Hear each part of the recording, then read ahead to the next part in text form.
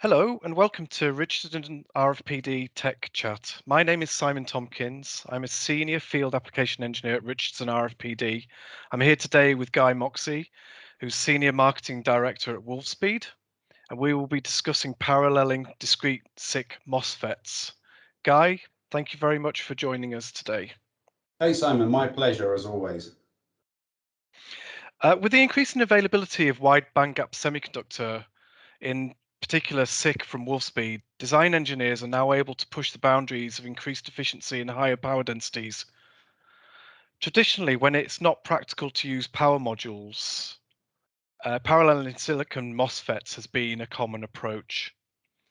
Are there any special considerations when we're talking about paralleling SiC MOSFETs?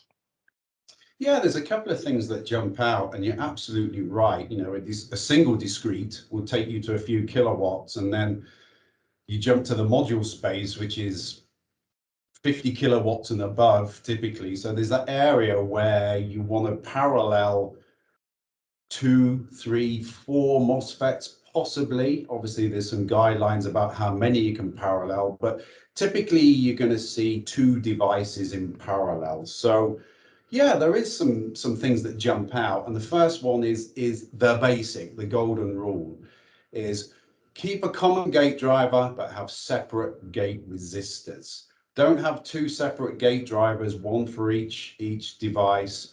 One gate driver with plenty of source and sink capability, and then have 2 separate RGs in line with each gate. Basic principles, pretty much what you would do in silicon. So no real deviation from those same principles, Simon. That's good. That's clear. Thanks for that, Guy. I mean, it's clear to see that a good deal and care of attention is needed with the gate resistors when you're paralleling it up the SiC devices. I expect at the highest switching frequencies that the layout of the PCB is also going to be critical. Could you maybe walk us through how we can optimize the PCB layout?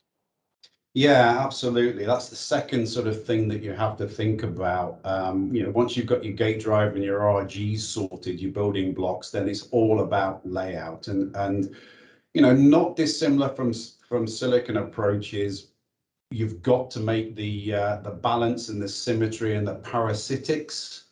And realistically, with the extra speed, that's why you're using silicon carbide, the higher d by dt's on the currents and the voltages that turn off, those leading edges and falling edges, add to the problems when you have parasitics. So really watch your parasitic inductance and capacitance loops, minimize them, and just show here a couple of examples of where you're putting down 2 devices in parallel.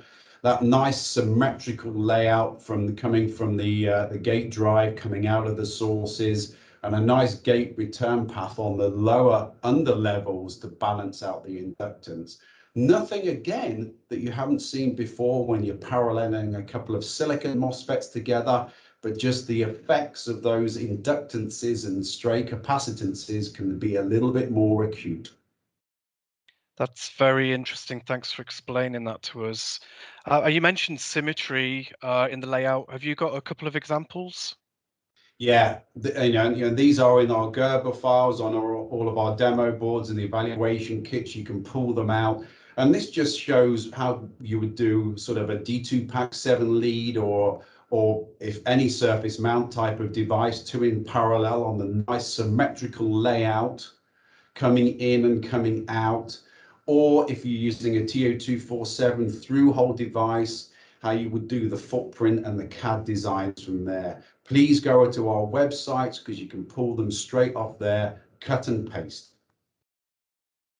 Thank you very much, Guy, for covering those important topics. My pleasure, absolutely. So for those on the call, you can learn more about this and other topics by going to our GAN and SiC tech hubs. You can follow us by asking an expert, following the link, submitting your question relative to any of the design challenges that you may have. Thank you for watching us today. Much appreciated. Thanks. Cheers. Bye bye. Thanks, Guy.